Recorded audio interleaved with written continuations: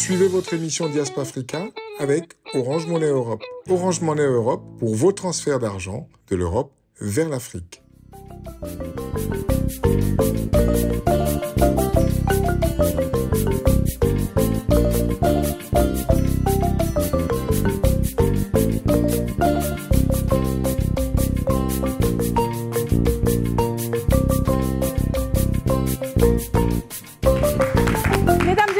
Bienvenue à vous, nous sommes très heureux de vous retrouver ici sur Diaspora Africa, votre émission préférée. Cette émission qui met en avant ces hommes, ces femmes, ces initiatives qui font briller l'Afrique et le reste du monde. Alors aujourd'hui, on a du très lourd sur le plateau. On est fiers d'avoir ces hommes qui représentent dignement le continent, l'Afrique, les Africains, les Afro-descendants. Ils sont là, on va les applaudir ensemble, chers chroniqueurs, à savoir Jimmy Jean-Louis. C'est un honneur de vous avoir ici sur le plateau de Diaspora Africa, ainsi que Jean-Pierre Bekolo. Bienvenue à vous, c'est un plaisir.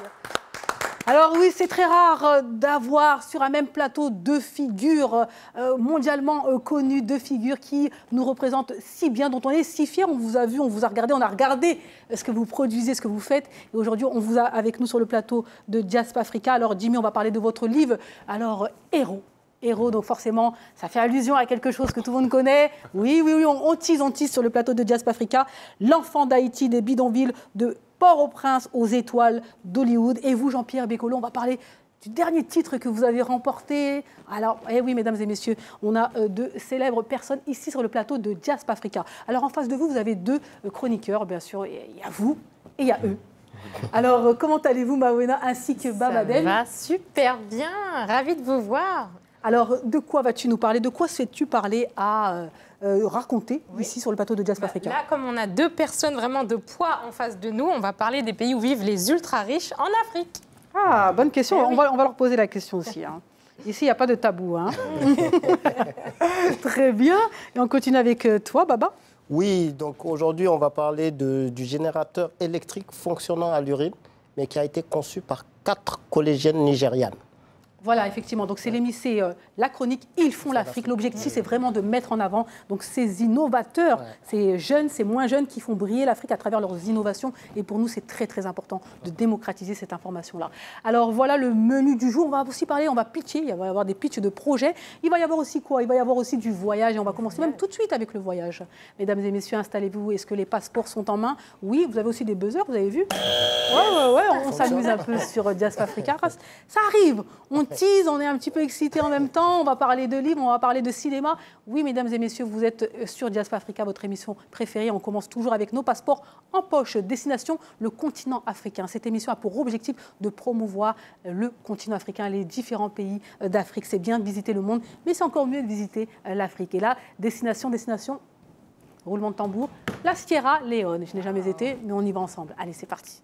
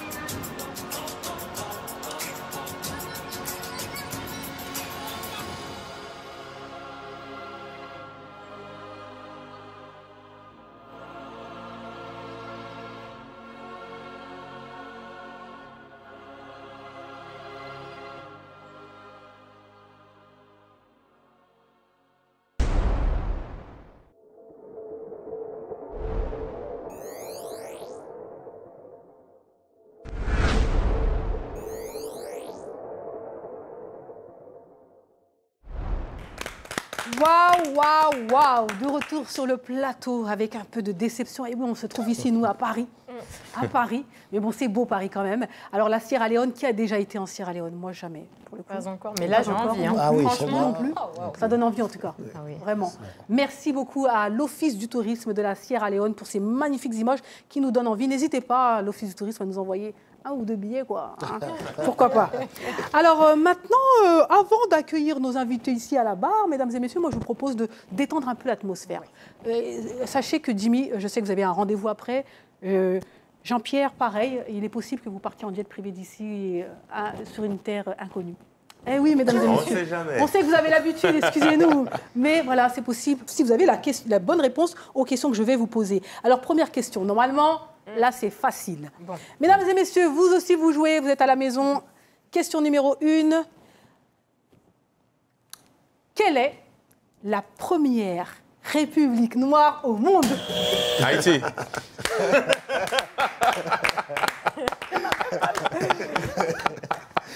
Je peux bloquer, là. Ah, il allait casser le...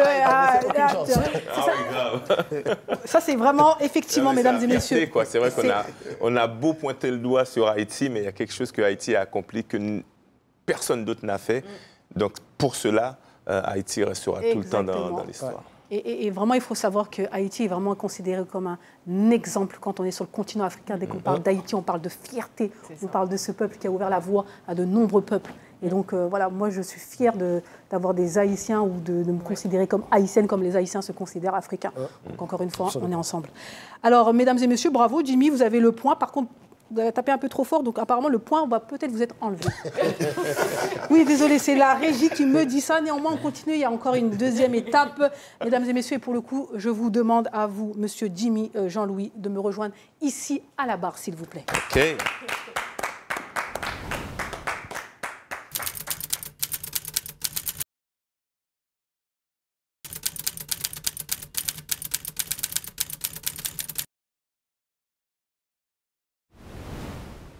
Alors, on est là pour parler, bien sûr, de votre livre Héros. Oui. L'enfant d'Haïti des bidonvilles de Port-au-Prince aux étoiles d'Hollywood. Mesdames et messieurs, il raconte tout dans ce livre-là, aux éditions Récamier, c'est bien ça? Récamier, ouais. Récamier, exactement, Chez mesdames Editis, et chez Editis. Voilà, on va en parler tout au long de cette émission-là. Alors forcément, je ne peux pas vous avoir à mes côtés sans... Ah oui, on vous a vu à la télé, on vous a vu de loin, et on vous a vu à Hollywood. Donc il faut savoir que ce monsieur qui est inconnu, notre star, est avec nous. Il a travaillé avec les plus grands comme lui. C'est même plus, je ne sais même pas par quoi commencer, quoi. Vous avez travaillé déjà, vous étiez, il faut dire que vous étiez mannequin. Attention, on a un mannequin à côté de nous. Danseur, mannequin, danseur. Oui, vous avez fait ça avant de devenir acteur. Et vous avez travaillé, comme je l'ai dit, avec beaucoup d'acteurs, et notamment des acteurs américains. Donc vous avez commencé avec Jean-Claude Van Damme, vous avez travaillé avec Monica Bellucci, Bruce Willis, Harrison Ford, encore qui, Jane Fonda, Jennifer Lopez. Qui on peut citer encore? Vous avez joué aussi dans Heroes, où vous avez été énormément plébiscité après donc, cette magnifique série. Vous êtes engagé dans Humanitairement parlant. Vous avez une filmographie qui est énorme, donc on connaît les plus grands. Donc en 1993, vous commencez avec Éternel Emmanuel, mais ensuite ça va crescendo. Alors on le voit dans de nombreux films, aussi bien séries télévisées, films et bien sûr au cinéma. Vous avez bien sûr joué dans le téléfilm Toussaint l'ouverture, et ça c'est important de le dire aujourd'hui ici sur le plateau de Diaspora Africa. En tant que Haïtien, c'était incontournable. Donc Arrow, Tator, Extent, Heroes, encore une fois, Juste un regard, SWAT, oui, SWAT, qu'on a tous regardé, oui, Baba, c'est sur SWAT que tu l'as vu, oui, effectivement. On peut encore citer Tropique criminel. Vous avez joué dans énormément de films, au cinéma. Il est fatigué d'entendre toujours la même chose. Mais moi, je le dis, bien sûr, ça fait monter l'audience sur Diaspora Africa. Donc, vous avez joué aussi dans de nombreux films. On va parler peut-être... Moi, je vais parler de Rwanda Rising, bien sûr. Je parlais aussi de Loaded. Je parlais de Icing of a Well. Je parlais de Relentless. Je parlais de Orpailleur. Je parlais de je parlais de quoi encore, des nombreux films. Pour le coup, je vais aller un petit peu à la fin de Got Life. C'est le dernier film dans lequel vous avez joué. C'est important de le dire ici. Et on va peut-être en parler si on a le temps à la fin de l'émission, mais parce qu'aujourd'hui, on est vraiment là pour parler de votre livre que vous sortez, qui est sorti déjà, et donc disponible sur toutes les plateformes habituelles et dans toutes les librairies. Oui, dans toutes les librairies, dans les FNAC, enfin bref, un peu on connaît partout, tous ici en France les FNAC. Vous vivez où, Jimmy Jean-Louis? Moi, je suis à Los Angeles. Donc, la base est à Los Angeles. Mais... C'est lui, à Los Angeles. Je suis à Los Angeles, je vais faire un peu. Donc... Non, c'est vrai. Je suis basé là-bas depuis il y a presque 30 ans. Oui. Et je travaille un peu partout. Bien entendu, aux États-Unis, à Hollywood, mais aussi en Afrique. Je tiens à le signaler parce que j'ai déjà tourné dans plein de pays africains, que ce soit le Nigeria, la Côte d'Ivoire, le Sénégal, le Maroc, l'Afrique du Sud. Enfin bref. Et puis aussi, bien entendu, en Europe et dans les Caraïbes, d'où je viens, et en Amérique du Sud, et en Inde, avec ce film de Got Life, qui a fait un carton mondial, parce que c'était un très grand film indien. Et ça m'a ouvert les portes au marché indien. Ouais. Sachant qu'il y a très peu d'afro-descendants qui jouent dans des films bollywoodiens, on va dire. Mais c'est aussi parce qu'il y a très peu de Noirs là-bas. Quand on va là-bas, nous sommes des extraterrestres, bien sûr. sincèrement. Et donc, on est venu vous chercher, on vous a dit, allez, venez, on a un film pour vous. Vous avez dit quoi? Vous avez peut-être douté? Au début, c'est vrai que j'ai pris un peu de temps avant de répondre à l'email. Et puis après, ils ont tellement insisté que on s'est parlé et j'ai réalisé que c'était un super film, un super projet basé d'une vraie histoire. Et là, ça m'a touché, quoi. Donc, du coup, on a tourné en Jordanie, en Algérie et en Inde. Et c'est un film qui a fait un carton en Inde. Ça a reçu beaucoup de prix. Et je suis très, très content d'avoir un pied en Inde. Et je vais explorer Bollywood un petit peu plus à partir de maintenant. D'accord. Ouais. Donc, en tout cas, on a hâte de découvrir ce film-là. C'est vrai qu'encore une fois, aujourd'hui, on est là pour parler de votre livre. C'était le moment de raconter à toutes les personnes qui ont pu vous voir, que ce soit dans vos séries, dans les films, au cinéma, qui ont pu se dire, bah, tiens, on est fiers d'avoir cet Haïtien. Mais en même temps, je tiens à le dire, c'est vrai que les Haïtiens, quand même, vous êtes cotés, hein. Oui. Non, c'est vrai. C'est-à-dire que quand tu parles de grandes stars, souvent, j'ai une petite origine haïtienne. Je dis, encore, quoi. Non, donc... mais premièrement, il y a une histoire qui est derrière. Hein. Il y a une histoire qui nous pousse. Et puis, j'ai choisi de parler ou d'écrire maintenant parce que je pense que oui, c'était le bon moment. Des fois, je pense qu'il faut penser à laisser des traces. C'est important.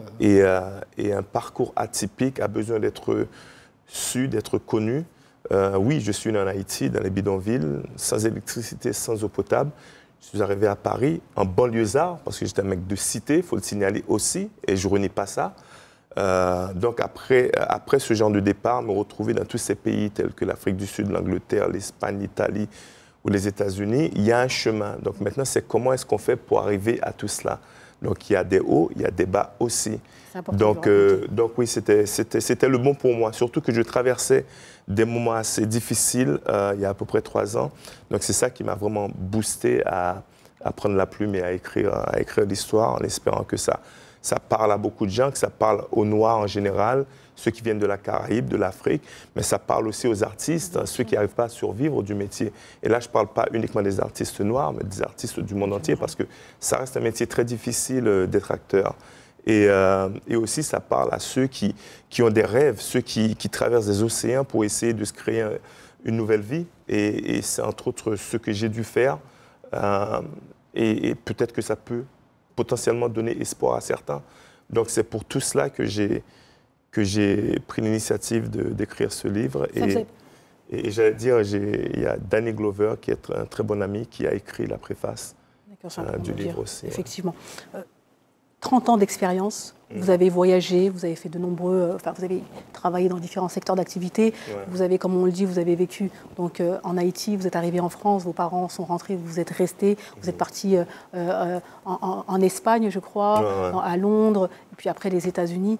Finalement, il y a beaucoup de choses à raconter. Et quand je vois le livre, je me dis, mais en fait, vous avez dû finalement choisir certaines parties et en laisser d'autres. Ah oui, non, il y avait énormément de choses à dire. C'est sûr que ma vie ne rentre pas dans ce livre. Mais ce que je voulais faire, c'était vraiment raconter la partie jeunesse qui m'a plutôt formé. Donc, bien sûr, Haïti, la vie parisienne, Parce que c'est très dur, hein, la vie parisienne, surtout comme jeune noir. Donc, je me suis retrouvé dans un milieu où je pouvais voir tout le monde, mais je pouvais accéder à rien. Donc ça, c'était important d'essayer d'expliquer ce que ça veut dire quand on est dedans, parce qu'il n'y a pas beaucoup de gens, malheureusement, qui sont dedans et qui peuvent l'expliquer comme tel. Entre-temps, je suis passé par la case SDF aussi, donc ça fait aussi partie de l'histoire. Et ouais, c'est intéressant. Puis par la suite, se retrouver à tourner avec Robert De Niro, voilà, c'est pas du hasard. Maintenant, il faut pouvoir comprendre tout le chemin. Mais pour le coup, nous qui vous regardons un peu à la télé, on se dit, mais comment il a fait? C'est-à-dire, est-ce que c'est une rencontre? Est-ce que c'est du toupet? Est-ce que c'est osé? C'est plein de choses, c'est plein de choses. C'est quoi? C'est plein de choses. En ce qui me concerne, déjà, c'est pas de me limiter à ce qu'on me donne, c'est de croire que je peux faire des choses extraordinaires, peu importe ce qu'on me dit. Et puis, il y a eu des rencontres, je ne vais pas le cacher, il y a des rencontres qui m'ont fait croire en moi-même, plus que d'autres personnes. L'une des plus importantes, c'était en 1994, quand j'ai rencontré Nelson Mandela en Afrique du Sud. Ça, c'est une rencontre qui m'a personnellement beaucoup aidé à croire en moi-même et à me dire que tout ce que je voulais faire était possible. Il n'y a que moi-même qui pouvais m'arrêter. Donc oui, il y a des rencontres comme ça au courant de ma vie qui ont continué à me dire que oui, c'est possible, il faut faire ce que tu veux faire. Et encore une fois, on a chacun sa vie, on a chacun ses ambitions, il faut pouvoir les respecter, les savoir avant tout, et vivre sa vie pour soi-même. Et quand je parle de héros, c'est vrai qu'on fait allusion à Heroes, mais je parle vraiment de comment est-ce qu'on peut se réapproprier sa vie et être le héros de sa propre vie. Et là, on s'enlève tout ce que la société nous met dessus, le système. Comment est-ce qu'on peut arriver à faire ce que nous voulons faire, qui est très différent de tout ce qu'on fait en général. Parce que tout ce qu'on fait, c'est parce qu'on est téléguidé par un système, par une société qui, pour moi, en tant que jeune black, m'écrasait plus que m'aidait. Donc maintenant, c'est comment me débarrasser de tout cela et d'essayer de voir ma vision à moi. Donc oui, donc héros, c'est comment être le héros de sa propre vie. Peu importe ce qu'on veut faire, mais il faut être le héros de sa propre vie. Exactement. Alors, pour vous, quand on remonte un peu dans le temps, ce choix des États-Unis, il a été simple, il a été logique. Pourquoi ne pas se dire, vous êtes en France, vous avez décidé de rester en France, vous êtes resté un peu en Europe, vous vous êtes dit, bah non, moi je sais qu'en tant que jeune, c'est aux États-Unis que je vais pouvoir réussir et atteindre les sommets. Dès le départ, déjà dans ces années-là, vous vous disiez ça? Non, sincèrement, moi j'étais dans un système où j'essayais de me débrouiller. Voilà. Quand je suis parti de Paris, c'est parce que j'avais marre de Paris, il fallait aller ailleurs. Je me suis retrouvé en Espagne, là j'ai travaillé en Espagne comme dans un théâtre musical et après un moment, il fallait partir. Et là je suis parti en Italie et après il fallait partir en Afrique du Sud, après en Angleterre. Voilà. Et après je me suis retrouvé aux États-Unis, ce n'était pas pour me faire une carrière d'acteur, c'était pour continuer à essayer de chercher la vie, d'essayer de comprendre qui j'étais. Sauf que là-bas, les opportunités ont été beaucoup plus faciles pour moi et je me suis assis là-bas. C'est parce que aussi j'avais bien parcouru et j'ai réalisé que c'est le pays, c'était la ville qui me correspondait le plus. Mais pour répondre directement à la question, faut-il partir d'ici ou aller aux États-Unis pour réussir dans le métier? Je ne sais pas. Pour certains, peut-être, parce que c'est vrai que pour la masse, il n'y a pas suffisamment. Ça, c'est certain. Ça ne veut pas dire que c'est impossible, parce qu'il y a certains qui arrivent à se démarquer dans cette société. Bien sûr, on peut parler de Omar Sy ou de Ladjli ou de Eric Ebouane ou d'autres. Donc, je connais beaucoup de mes amis qui ont pu vivre du métier en étant ici à Paris. Ceci dit, ça reste très, très compliqué. Mais pour le coup, je vous dis la même chose. Un Français qui réussit aux États-Unis, un francophone qui réussit aux États-Unis, il n'y en a pas beaucoup. Il n'y en a pas beaucoup, non. Donc finalement, il vaut mieux rester en France. Non, parce qu'on réussit plus en France en tant que francophone, en tant qu'afro-descendant et afro-descendant, vraiment africain et d'origine voilà, du Mali, du Sénégal, comme Omar Sy, plutôt que d'aller aux États-Unis, où on a Jimmy Jean-Louis, c'est notre référence, mais on ne peut pas en citer beaucoup. Et c'est assez bizarre comment je suis passé de l'haïtien au français qui est à Hollywood. Ceci dit, moi, je m'identifie toujours comme noir africain, en passant par Haïti, mais c'est très bizarre, hein, parce qu'au début, c'était l'haïtien ou l'africain, et une fois que les portes se sont ouvertes, quand la presse nationale française a commencé à faire des documents, c'était le français de Hollywood. C'est incroyable comment... Et nous, on fait la même chose ici. On fait la même chose ici sur le plateau de Diaspora Africa. Et oui, monsieur. Donc moi, je me considérerais comme africain avant tout, de la diaspora, par Haïti, oui. Donc pour le coup, je souhaite avoir une réponse à ma question. Donc là, vous dites que effectivement, c'est peut-être un peu plus limité en France, mais en tout cas pour les afrodescendants que nous sommes, les francophones que nous sommes, c'est peut-être plus simple quand on regarde, parce que vous êtes une exception. Est-ce que vous avez conscience que vous êtes une exception? Si je devais... Oui, je suis très conscient, parce que moi, j'en ai vu des gens venir aux États-Unis et ne pas réussir. Certains qui avaient bien fonctionné en France ou ailleurs, c'est pas facile les États-Unis. C'est sûr, ça nous vend les rêves, mais c'est pas facile. Mais si je devais donner un conseil, je suis pas un donneur de conseils, je dirigerais les Noirs déjà sur le continent. Je proposerais de faire un retour sur le continent, voir déjà ce qui se fait. Est-ce que c'est pas possible d'avoir une existence sur le continent?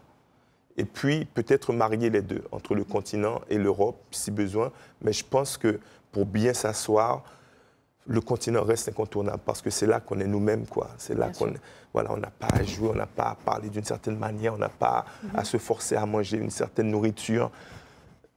On est nous-mêmes, quoi. Donc maintenant, c'est comment se réapproprier ses propres cultures, ses propres valeurs. Par le cinéma, c'est possible aussi. C'est aussi dur parce que malheureusement, il n'y a pas beaucoup de pays africains qui prennent de la place dans le monde du cinéma. Mais c'est en train de se faire. C'est en train de se faire. On voit que le Nigeria a ouvert beaucoup de portes. On voit qu'il y a d'autres pays, l'Afrique du Sud, le Kenya, le Ghana, même la Côte d'Ivoire commence à ouvrir quelques portes. Je pense qu'il y a de vraies possibilités. Maintenant, il faut que nos professionnels soient conscients de cela et veuillent faire un retour sur le continent pour collaborer avec ceux qui sont sur le terrain. Mais on n'a pas besoin de personnalités comme vous, pour le coup, pour faciliter, parce que c'est vrai qu'avec l'aura, avec l'expérience, avec les compétences que vous avez, vous pouvez être un de ces grands ambassadeurs. Donc aujourd'hui, on a Jean-Pierre Bekolo, il va nous en parler dans un instant. Mais vous, en tant que aussi acteur, vous êtes au devant de la scène. Est-ce que vous ne pouvez pas être aussi ce type d'ambassadeur-là qui... Oui, je pense qu'on a besoin de plusieurs personnes. Moi, je le fais déjà naturellement. Et c'est pour ça que depuis 2005, il me semble que je collabore avec les Africains. Avec le Nigeria principalement, mais aussi avec tous les autres pays que je mentionnais plus tôt. Donc oui, moi, je le fais. Et je suis l'un des rares, d'ailleurs, surtout venant de Hollywood, à le faire. Parce que moi, voilà, pour moi, c'était d'une logique. Mais encore une fois, ce n'est pas tout le monde qui a eu mon expérience à moi. Et ce n'est pas tout le monde qui a les mêmes valeurs aussi. On est totalement d'accord. Aujourd'hui, vous êtes ici pour parler de votre livre, vous le dites fièrement, héros. Héros avec un S, parce que ce n'est pas que vous. Oui, nous sommes tous des héros à notre manière. Mais ceci dit, oui, le héros, c'est vrai qu'en français, le héros, c'est singulier et pluriel. Maintenant, les gens peuvent l'interpréter comme ils veulent. Exactement. Pour le coup, c'est une bonne interprétation que j'ai faite. C'est une erreur. Ah non, il n'y a pas d'erreur. Justement, il n'y a pas d'erreur. D'accord. Donc, en gros, interprétation, on est tous des héros. Donc, c'est pas que, avec toute humilité, donc vous avez écrit Héros, l'enfant d'Haïti, de Bidonville, de Port-au-Prince, aux Étoiles d'Hollywood. Vous êtes fiers de vous, pour finir? Vous êtes clairement fiers? Moi, je pense qu'il faut tout être content de soi-même, de sa vie. Parce que si on ne l'est pas, il y a un vrai problème. Est-ce que je suis fier de moi? Oui, complètement. Même dans les moments les plus difficiles, je suis fier de ce que j'ai fait, de ce que je fais, de ce que je continue à faire. Donc, si ça peut servir d'exemple, très bien, mais c'est vrai qu'avant tout, je suis obligé de faire les choses pour moi-même, avant tout. Et après, ça peut peut-être briller vers le reste. Peut-être, vous êtes sûr, peut-être. Moi, j'enlève le peut-être, c'est sûr. Alors franchement, c'est encore une fois un plaisir, mesdames et messieurs, si vous souhaitez avoir toutes les informations concernant cet homme qui nous a si fièrement représentés, qui a force bien représenté. Et je suis très personnel dedans, je raconte beaucoup d'anecdotes. Donc je sais qu'il y a beaucoup de... Là, je m'adresse aux dames. Ah non, mais il y a un peu de tout, sincèrement. Donc voilà, si vous souhaitez avoir le maximum d'informations concernant notre héros à nous, il s'appelle Jimmy Jean-Louis. C'est un plaisir de l'avoir ici en chair et en os. Et mesdames et messieurs, voilà, vous savez quoi faire dans toutes les bonnes librairies, la FNAC, etc. Amazon aussi, si vous ne souhaitez pas vous déplacer. Achetez, procurez-vous ce magnifique livre pour en savoir plus concernant notre héros, à savoir Jimmy Jean-Louis. C'est un plaisir de vous avoir avec nous. Quoi que ce soit, vous restez avec nous parce qu'il y a encore plein de choses. Et on a hâte de recevoir aussi notre réalisateur, monteur, producteur, monsieur Jean-Pierre Bekolo. Vous applaudissez encore une fois. Merci. Je garde le livre et je le partagerai. Voilà, mesdames et messieurs, notre premier invité, Jimmy Jean-Louis, est parti s'asseoir. Moi, son livre, je le garde avec moi. On pourra faire un rappel dans un instant avant de recevoir notre deuxième invité. Mais place maintenant à notre chroniqueur du jour. Il s'appelle Babadem. Et aujourd'hui, Babadem nous parle de sa chronique favorite, à savoir « Ils font briller l'Afrique et le reste du monde ». Et là, ce sont 4 filles du Nigeria qui vont un petit peu booster le quotidien des Africains. Allez, on regarde.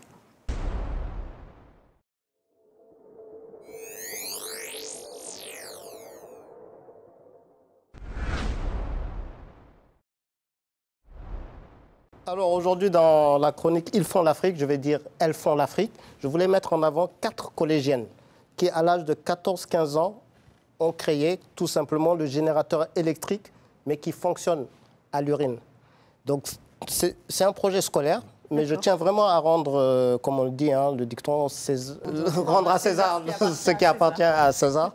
C'est que ces 4 jeunes filles, je vais nommer leur nom, Duro Aina Adebola, Akindele Abiola, Faleke Oluwatoyin et Beno Enyola. Pourquoi je précise leur nom? C'est qu'elles ont carrément réalisé une invention qui part d'un principe simple. Hein. L'urine est placée dans une cellule d'électrolyse qui sépare l'urée en azote, eau et hydrogène.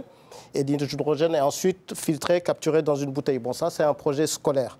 Ces 4 filles, le résultat est stupéfiant parce que ces 4 filles permettent à 1 litre d'urine de produire 6 heures d'électricité. 1 litre d'urine, mais c'est elles qui ont découvert ça. Donc, elles ont passé donc, en phase test. Une voisine de l'école a testé cela. Elle a réussi à alimenter toutes ses lampes, sa télévision et même un ventilateur pendant plusieurs heures. Je rappelle toujours que ces 4 jeunes filles, c'était en 2013 pour l'invention. Qu'elles étaient collégiennes. Elles étaient collégiennes, donc c'est un projet scolaire. Ce qui se passe en ce moment, et c'est pour ça que je voulais les mettre en avant aujourd'hui, c'est que malheureusement, elles n'ont pas eu les investissements. Mais au lieu de garder leur nom, aujourd'hui, il y a beaucoup qui disent que c'est eux-mêmes qui ont découvert le générateur électrique avec comme carburant l'urine. Et donc, il y en a plein qui s'approprient leur paternité. En Angleterre, ils ont créé le Pea Power en disant que le pea, l'urine, qui produisent l'électricité. En Bretagne, ils visent à produire de l'hydrogène vert à partir d'urine de porc.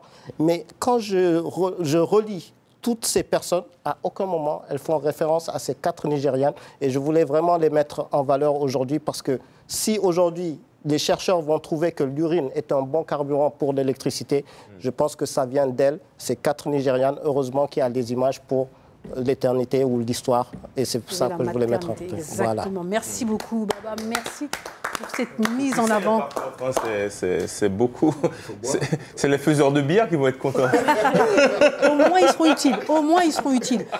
Voilà, mesdames et messieurs, merci beaucoup à toi, Baba, pour cette mise en avant de ces jeunes demoiselles et qui sont devenues des femmes maintenant. C'est dommage qu'elles n'ont pas pu aller au bout. Après, ça, c'est quand même une problématique qu'il faut souligner. C'est-à-dire qu'on peut avoir des talents, on peut avoir des génies sur le continent, mais il faut les accompagner. Mais je voulais juste rajouter une dernière chose. C'est qu'un an après, comme ça a été exposé au monde entier en 2014, il y a un Anglais qui a mis un brevet là-dessus. Ouais. Un an après. Donc, elles ont été Donc dépossédées. c'est un produit anglais maintenant. Anglais, maintenant il y a les Bretons aussi qui disent que c'est eux. Donc elles ont été dépossédées malheureusement. Mais c'est comme ça, quoi qu'il en soit, c'est le nerf de la guerre, c'est-à-dire qu'il n'y a pas de sentiment.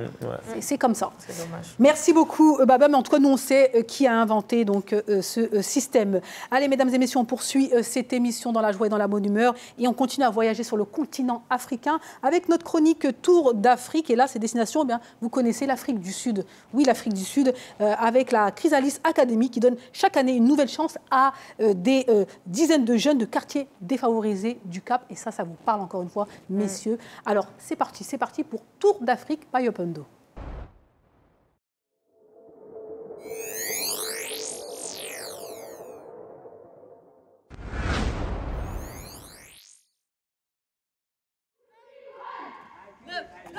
La discipline est militaire, mais ici, la seule guerre qui est menée l'est contre la fatalité. Toutes ces jeunes femmes viennent de quartiers miséreux du Cap, plombés par un chômage massif et gangrenés par les gangs. L'objectif de la Chrysalis Academy, l'académie Chrysalide, c'est de leur donner des ailes, en faire des papillons capables de voir au-delà d'un horizon a priori bouché. L'académie accueille 160 internes, téléphones, drogues et cigarettes sont interdits et les horaires drastiques. Mais à l'issue de leur séjour, les jeunes sont placés pendant 1 an pour acquérir une première expérience professionnelle.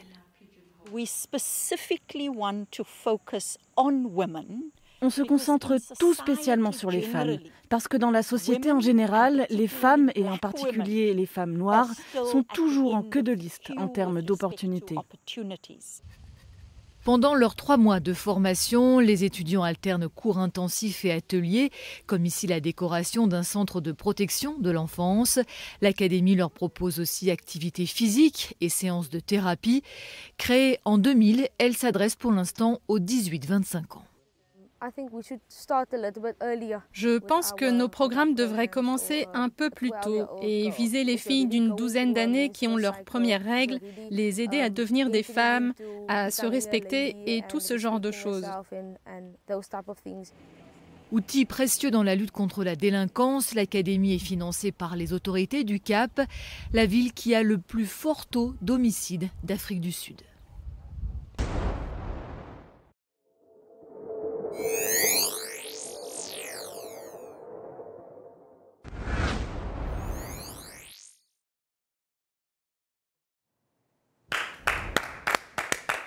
Bravo, très belle initiative. Encore une fois, la jeunesse en Afrique, c'est important, c'est vraiment une priorité. Ça doit être une priorité, sachant que ça représente quand même 60% de la population et donc on ne peut pas la délaisser. Et on est content de voir toutes ces initiatives que beaucoup portent, même ici, présents sur le plateau de Diasp Africa. C'est très important et nous, on ne lâche pas, on continue à promouvoir ce que la jeunesse fait.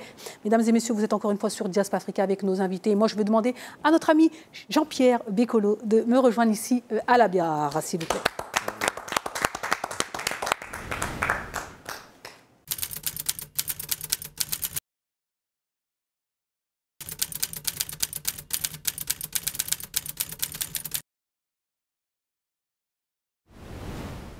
Alors, mesdames et messieurs, c'est un plaisir de vous avoir ici sur le plateau de Diasp Africa. Donc, vous avez commencé dans les années 90 avec aussi des très grands noms. On va parler de Quentin Tarantino, etc. etc. Moi, ce qui m'a plu quand j'ai vu votre CV, il faut savoir que quand on parle de science-fiction africaine, de films de science-fiction africains, eh ben, finalement, on a peu de références. En tout cas, on n'avait pas du tout. À un certain moment, vous avez décidé de vous lancer dans cela avec Les Saignantes en 2005. Donc voilà, c'était le premier film de science-fiction africain et ça, on l'applaudit. C'est toutes ces premières fois, ces réalisations 2005, il n'y a pas si longtemps que ça. Vous vous avez dit non, je vais le faire. Je reviens aussi à votre passé. Vous avez fait des études en physique, en chimie, et puis au Cameroun. Et puis finalement, vous vous lancez dans le cinéma. Vous vous dites, bah non, j'ai plutôt plus à faire dans le cinéma. Pourquoi ce cinéma sur le continent africain? Pourquoi c'est important pour vous de promouvoir le continent africain à travers vos films? D'abord pour dire que le livre que je n'ai pas encore lu, de Jimmy, m'a beaucoup touché, enfin tout ce qu'il en a dit au moins. C'est-à-dire que quand on grandit en Afrique, parce que quand on est là-bas, c'est pas toujours évident de savoir ce qu'on va faire. Et on fait d'abord les choses comme tout le monde, jusqu'à ce qu'à un moment donné, ça coince. Et parfois, quand ça coince, on est d'abord choqué, mais après, finalement, on se dit c'était à quelque chose, malheur est bon. Donc, moi, j'étais quelqu'un de plutôt brillant à l'école, jusqu'à ce que j'ai échoué pour la première fois à l'université. Et à ce moment, je reprends la première année de physique. Évidemment, physique-chimie. Bon, et là, les choses se décantent un peu, mais c'est là où je commence à m'interroger sérieusement, au lieu d'être juste en roue libre. Et au même moment, la télévision nationale arrive au Cameroun. Et quand la télévision nationale arrive, je me rappelle quand j'ai vu pour la première fois ce que ça représentait, parce que je trouve que c'était un monteur. Et il y avait un monteur antillais, Gérard Guillaume. Et moi, j'étais toujours à la fac, et je le vois. Et je lui dis, ce truc, je trouve ça intéressant. Et ce qui était intéressant, c'était de savoir, il faisait un clip de Kassav qui était de passage au Cameroun. Et moi, j'aimais la musique, donc très frustré de ne pas pouvoir faire la musique. Mais je pouvais faire la musique aussi avec ces boutons. Donc je l'ai appelé de côté, je lui dis, je suis à l'université. Ce truc, s'il m'intéresse. Dès qu'il m'a dit que c'était mon truc, j'ai compris que j'allais faire ça. Et puis après, quand j'ai eu l'opportunité de venir en France, étudier à l'Institut national de l'audiovisuel, qui était un peu l'endroit où on formait les Africains, pour dire franchement, à la télévision. Et j'ai envie de dire, la nécessité de faire mon propre film est apparue quand, j'ai envie de dire, quand... je me rappelle toujours, hein, ça c'était un film de Claire Denis qui avait été tourné au Cameroun, Chocolat, avec tous les acteurs, tous les amis et tout. Et il sortait à Paris. Et moi, j'étais encore en formation. J'ai appelé tout le monde pour aller voir le film Chocolat en disant c'est le Cameroun, donc, vous allez voir. Et on arrive, et on regarde le film. C'était sur les Blancs. Il y avait quelques Camerounais, mais ils étaient comme les décors. Et ça m'a vraiment choqué. J'aime bien Claire Denis, qui m'aime aussi beaucoup. Mais j'étais choqué en regardant Chocolat, en disant, mais elle a fait un film, c'était pas ça que moi j'avais en tête. Donc, du coup, j'ai compris que si moi, je ne fais pas le film, moi-même, les films, les histoires qu'on a envie de raconter, personne ne les fera à notre place. Donc, on rappelle, il y a Aristotle. Le complot d'Aristote, Aristotle's Plot, en anglais. Les saignantes. Oui. Vous avez le président aussi qui a marqué. Naked Reality, Miraculous Weapons, Nous, les Noirs en 2021. Et plus récemment, donc, dans une production cinématographique du roman de Djali Amadou Amal, Walande. Ça, je suis producteur. Celui-là, je suis producteur, je n'ai pas réalisé. Hein. Exactement. Donc, vous avez fait pas mal de choses de réalisation. Et aujourd'hui, vous continuez, vous avez même remporté un prix. Donc, on va rappeler, donc c'est en anglais. Hein. Pour le coup, comment on le dit en français? Qu'est-ce que ça veut dire en français? Ça correspond à quoi exactement? Pour le coup, c'est un prix... C'est l'université de Harvard qui a voulu me remettre un prix pour ce que je fais, pour ma carrière. Et puis, en même temps, pendant cette période, j'ai dû donner quelques cours là-bas. Et puis après, ce qu'ils ont fait, c'est qu'ils ont pu acheter tous mes films, qu'ils ont mis à la disposition du Harvard Film Archives, donc qui sont maintenant là-bas. Donc, voilà un peu. Donc c'est quand même une grande reconnaissance, c'est-à-dire que vous êtes un auteur, réalisateur, monteur du continent africain, vous promouvez donc l'Afrique à travers vos réalisations, les États-Unis aujourd'hui vous priment. Finalement, qu'est-ce que vous retenez de tout ça? En fait, j'ai enseigné aux États-Unis il y a très longtemps. C'est-à-dire que je n'avais pas prévu toutes ces choses-là. C'est-à-dire qu'on fait un film et puis on découvre que son film est enseigné dans beaucoup d'universités. Mon tout premier film, Quartier Mozart. Et puis on m'appelle une fois, deux fois. Et puis après, j'ai eu un poste pendant toute une année à l'université de North Carolina à Chapel Hill. Et puis après ça, j'ai enseigné à l'université de Duke. Mais la vérité, c'est que quand bien même j'aime partager, mais je n'ai pas beaucoup aimé, je trouvais que j'avais envie de faire des films plus qu'autre chose. Et je trouvais qu'il fallait que je travaille pour faire des films et que venir juste en parler, c'était un peu comme mes collègues qui, eux, ne pouvaient pas faire des films. D'ailleurs, ils m'ont dit, toi, tu peux faire des films, nous, on ne peut pas, on enseigne parce qu'on ne peut pas faire des films. Donc, du coup, j'ai arrêté de faire ça pendant longtemps. J'ai 20 ans presque, hein, parce que j'ai commencé très jeune. Et finalement, retourner aux États-Unis, c'était intéressant parce que, avec ce prix, évidemment, parce que là, je suis à Yaoundé. Donc j'habite plus ou moins à Yaoundé et c'est intéressant, tout à l'heure, Jimmy disait ça très bien, c'est-à-dire que quand on est sur place, avec des gens qui sont là, personne ne vous prend au sérieux. Donc ce que j'ai fait au Cameroun, moi je le fais moi-même, j'ai créé un centre culturel à Yaoundé, où je permets aux gens de s'exprimer, on peut jouer les slammers, on fait des adaptations justement du livre, dont le premier film... tiré du roman de Djali Amadou Amal qui a écrit Les Impatientes. Bon, c'est des choses, d'activités que j'essaie de me créer pour ne pas m'ennuyer. Et donc, le cinéma, c'est tout ce que moi j'ai en ce moment. Et je me dis, ce que j'aime avec le cinéma, c'est le mouvement. Motion pictures, ça veut dire l'image en mouvement. Mais je me dis, il n'y a pas que l'image qui doit être en mouvement, la pensée doit aussi être en mouvement. Et moi, je me dis, le cinéma, c'est le mouvement. Quand bien même tu écris même un scénario, le personnage ne peut pas rester sur place, il faut qu'il bouge, il faut qu'il avance. Et donc, les coups d'État, par exemple, je le disais, sont une façon de remettre même l'histoire en mouvement. Donc, le cinéma, tel quand on le pratique, il ne peut pas accepter la situation de l'Afrique figée. Et j'aime, quand je parle de remettre en cause, remettre en mouvement les théories postcoloniales, en fait, c'est pour dire que je considère le colonialisme comme un accident. La rencontre avec le blanc était un accident. Et qu'on ne peut pas rester sur le lieu de l'accident. Et toute notre vie ne peut pas tourner autour de l'accident. On a laissé les gens à la maison, on partait quelque part. Donc, il y a des gens qu'on a laissés et des gens qu'on doit aller rencontrer. Et donc, quand vous voyez le colonialisme, ça n'a pas duré plus de 100 ans. Mais toute notre vie, maintenant, c'est autour de ça. Et donc, au Cameroun, j'ai même essayé de créer un endroit pour faire des tournages, mais en brousse. C'est là où on a même fait la... On retrouve toutes ces informations-là dans ce livre-là. C'est quoi, finalement? Ce livre est plus comme un manifeste. Moi, je suis un cinéaste. C'est un manifeste parce que, quelque part, toutes nos idées doivent être dans les films, enfin, moi, c'est comme ça. Mais je trouve qu'il faut de temps en temps dire de manière assez sommaire certaines choses et que ce soit un peu comme un manifeste, quelque chose où on dit un peu ce qu'on pense sans forcément être des grands théoriciens. Exactement. Donc Jean-Pierre Bécolo, n'hésitez pas à vous procurer ce livre, ce manifeste, donc qui n'est pas très, très long à lire. Donc je pense que straight to the point. C'est ça, oui. Donc voilà, mesdames et messieurs, je suis avec Jean-Pierre Bécolo. Donc, comme je l'ai dit, donc, vous êtes auteur, réalisateur, producteur et monteur. Vous êtes avec nous. On va continuer à parler de vos œuvres dans un instant. On peut l'applaudir, mesdames et messieurs. Allez, mesdames et messieurs, on va continuer cette émission. Et notre cher Jimmy Jean-Louis va devoir nous quitter. Alors, oui, son jet privé l'attend à l'extérieur. Non, Jimmy, on sait, on dit la vérité aux téléspectateurs. C'est sur la scène, là, ça m'attend. Nous, on pensait qu'il allait nous attendre. Au moins, on allait monter pour une première fois dans un jet privé. Le monsieur fait exprès de quitter avant même la fin de l'émission pour partir tout seul dans son jet privé. Jimmy, on se rappellera de ça. Merci beaucoup. C'est un plaisir de vous avoir sur le plateau de Jazz Africa.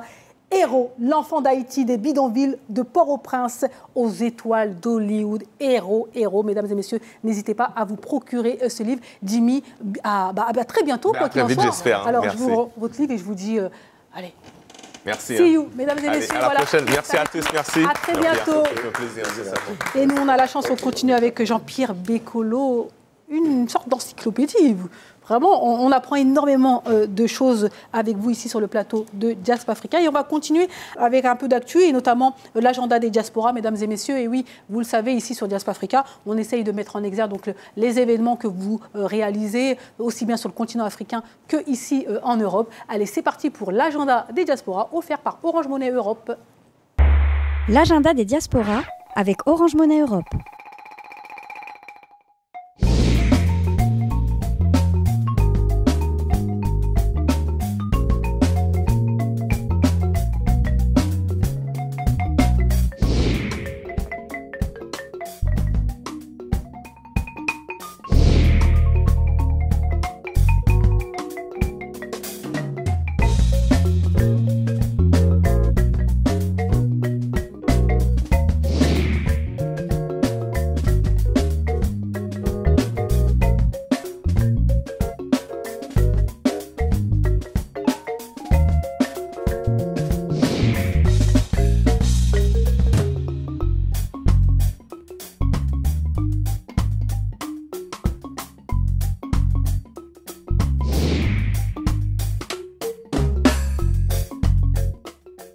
L'agenda des diasporas avec Orange Money Europe.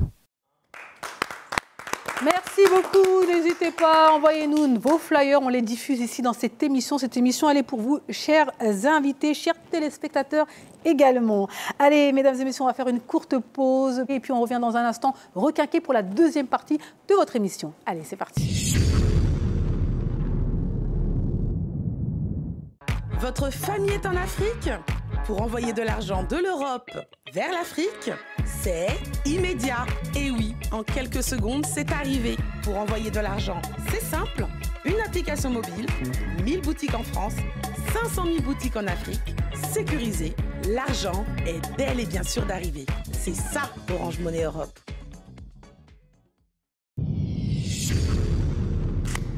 De retour sur le plateau de votre émission Jazz Africa, nous sommes entourés de Jean-Pierre Bécolo, auteur, réalisateur, producteur et monteur. Nous sommes aussi accompagnés bien sûr de nos chroniqueurs chic-choc, à savoir Mawena ainsi que Baba Dem. Jimmy Jean-Louis nous a quittés il y a juste un instant et on va continuer avec Pitch. Vous le savez, cette émission essaye de promouvoir au maximum vos projets. Mesdames et messieurs, si vous ne pouvez pas venir à nous, eh bien nous venons à vous. C'est parti avec Pitch et c'est destination tout simplement au Candy. Et oui, c'est une marque qu'il faut absolument connaître.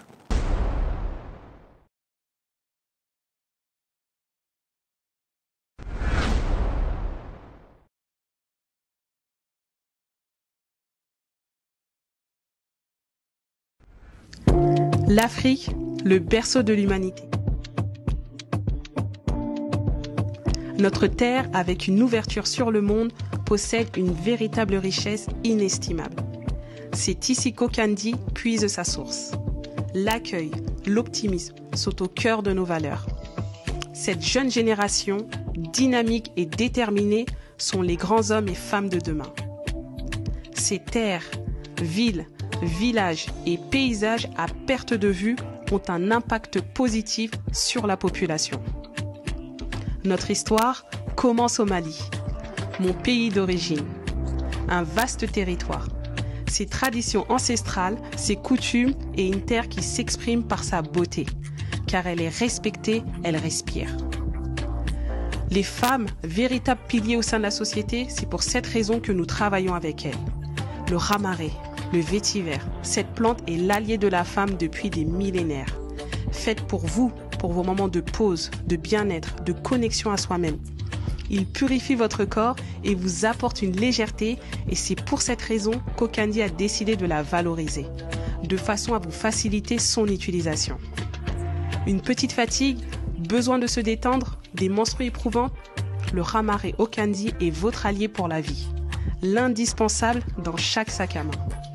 Chaque plante que nous choisissons regorge de vertus et de bienfaits. L'hibiscus, la menthe, la citronnelle et bien d'autres plantes encore peuvent être consommées par toute la famille. Okandi a pour mission d'égayer vos journées, un apaisement, un instant rien que pour vous en buvant nos infusions. L'appel au bien-être est lancé. Okandi qui signifie notre maison en soninké, alors je vous souhaite la bienvenue chez vous.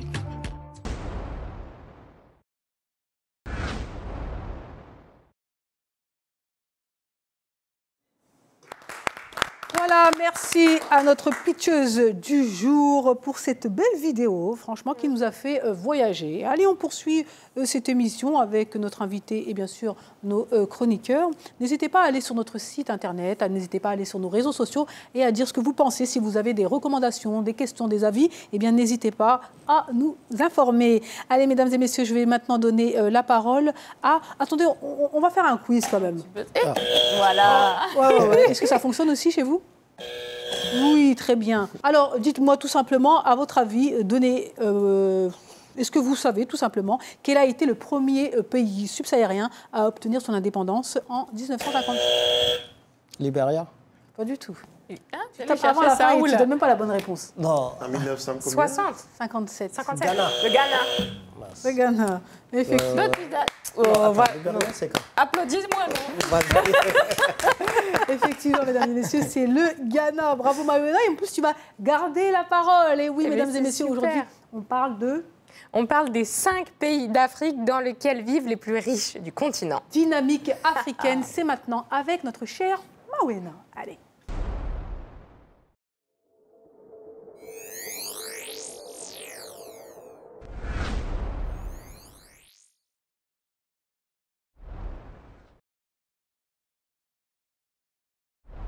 Et oui, comme je vous le disais, il y a 5 pays d'Afrique qui ont plus de 90% de milliardaires et 56% de millionnaires sur le continent.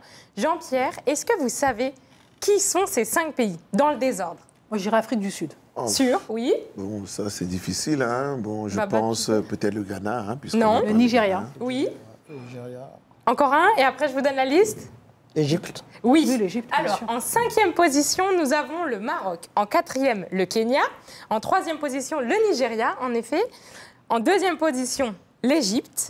Et en première position, Aïssatou l'a dit, l'Afrique du Sud, qui a plus de 37 400 millionnaires, 102 centimillionnaires, ça veut dire des personnes qui ont plus de 100 millions de dollars sur leur compte, pas moi pour l'instant en tout cas, et 5 milliardaires. 5 milliardaires, c'est énorme. Il faut savoir que l'Afrique du Sud abrite 2 fois plus de personnes riches que tout autre pays, que tout le continent en fait. C'est incroyable. Et ça, c'est ce que révèle le dernier rapport du cabinet de conseil Henley & Partners. Ils ont constaté, le nombre de millionnaires en Afrique ne cesse d'augmenter, donc ça, c'est super. Et je nous souhaite, à vous qui nous regardez, d'en faire partie très prochainement, parce qu'en décembre 2023, il y avait 135 000 millionnaires, 342 000 centimillionnaires et 23 milliardaires. La question que je me suis posée, c'est quand on est aussi riche, comment est-ce qu'on fait pour choisir son pays de résidence ? Eh bien, il y a plusieurs facteurs. La sécurité, le taux d'imposition, et oui, le système bancaire et l'état du marché boursier, le droit de propriété solide, la croissance dans les secteurs clés et pour finir, la liberté des médias. Et si jamais vous qui nous regardez, vous préférez habiter sur une île, bonne nouvelle, parce que l'île Maurice attire de plus en plus de millionnaires avec une hausse de 95% qui est prévue d'ici 2033. Donc, Je vous l'ai dit, vous avez 5 pays et 6 même avec l'île Maurice pour choisir votre résidence quand vous serez millionnaire. D'ici là, bon courage. Je peux poser une question? Bien sûr. Quand on n'a qu'un centime, on appelle ça comment? Comment on est quoi? Comme on a dit, quand centime on a un milliard, millionnaire. on est milliardaire, mais quand on a un centime... Il n'y a pas de nom pour les 1 centime. Centimaire. Ou intérimaire, je ne sais pas comment on peut appeler ça. C'est une vraie question. La question, c'est toujours comment définir quelqu'un sur la base de la quantité d'argent qu'il a. Eh oui. L'idée de l'accumulation est assez étrange. C'est-à-dire, on a, mais on garde. Vous savez, dans la culture africaine, l'excès était un problème. Il fallait s'en débarrasser. Il y a beaucoup de mots pour dire ça, je crois. Chez les Peuls, c'est le sarka. Il y a plein de choses pour se débarrasser de l'excès. Mais maintenant, accumuler l'excès et le garder, c'est assez étrange. Et c'est tellement pas africain. C'est vrai. C'est très intéressant ce que vous dites. Merci beaucoup, Jean-Pierre Bekolo. Très, très intéressant. On va continuer cette émission avec la dernière partie. Et oui, le débat. On demande aux téléspectateurs de nous envoyer une thématique, une photo. Et on en parle ici sur le plateau de Diasp Africa. Alors, voyons ce qui s'affiche à l'écran. Oui, mesdames et messieurs, Baba, ça va forcément te parler. Il faut savoir que le Sénégal a lancé sa nano fusée donc, dans l'espace, en orbite. Donc cette année, en 2024, c'est une première pour le Sénégal. Est-ce que vous le saviez? Pas du tout. Tu savais, toi? Oui, bien sûr. Donc, et c'est très important. Donc l'objectif, c'est un peu de regarder ce qui se passe. À votre avis, déjà, quels sont les objectifs d'envoyer ces fusées dans l'espace pour les pays? Là, la fusée s'appelle Gaïndé Sat. Gaïndé qui veut dire lion en Wolof. On se rappelle des lions les Gaïndé, on les appelle Gaïndé, donc Gaïndé. Et là, c'est surtout pour la souveraineté numérique, en fait. Et c'est plutôt par rapport à ça. Et puis, c'est une fierté parce que ce sont 12 ou 10 Sénégalais aux États-Unis eux-mêmes qui ont conçu avec actuellement le directeur de cabinet qui était ancien ministre, le professeur Mary-Teuw Niane. Et donc, heureusement, en tout cas, c'est une fierté. C'est vraiment effectivement, c'est une fierté, sachant que 100% du nanosatellite a été financé par le Sénégal, 100%. Absolument, et donc, et même les études ont été menées par les Sénégalais. Par les Sénégalais, donc, effectivement, en collaboration avec quand même quelques chercheurs français. Alors, l'objectif de ce nanosatellite, c'est tout simplement mettre en place des missions d'observation terrestre à des fins agricoles et environnementales et la gestion des ressources humaines. Et ça, c'est important de le dire. C'est vrai qu'on ne sait pas forcément pourquoi envoyons-nous des satellites sur orbite. Eh bien, c'est tout simplement, ça peut être pour les télécommunications, pour l'observation de la planète, l'observation notamment de tout ce qui est question environnementale, la pluie, etc. etc. Ce n'est pas forcément pour se préparer à envoyer une bombe à gauche ou à droite. Non, bien au contraire.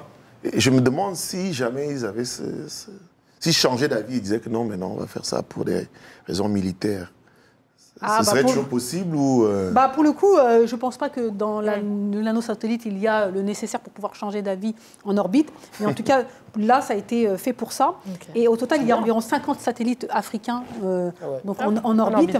Et quand on compare avec les États-Unis, il faut savoir qu'ils en ont, à eux seuls, ils ont 5000, un peu plus de 5100 satellites en orbite. Ensuite, on a la Chine avec 600, donc c'est énorme, alors que le continent africain, c'est 50 dans sa globalité.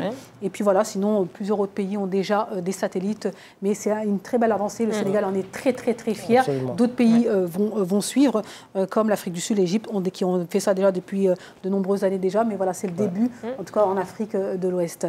Voilà, mesdames et messieurs, nous sommes au terme de cette émission Diasp Africa. Nous étions avec Jean-Pierre Bekolo qui nous a présenté son livre Cinema as a Transformative Tool for the Therapeutic Intellectual.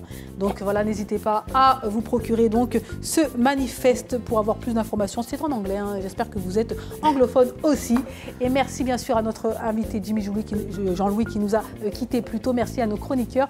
Merci bien sûr à vous, chers téléspectateurs, de nous suivre chaque semaine dans cette émission Diasp Africa qui met en avant ces hommes, ces femmes, ces initiatives qui font briller l'Afrique et le reste du monde. Allez, rendez-vous la semaine prochaine pour un nouveau numéro de votre émission préférée. Bye bye.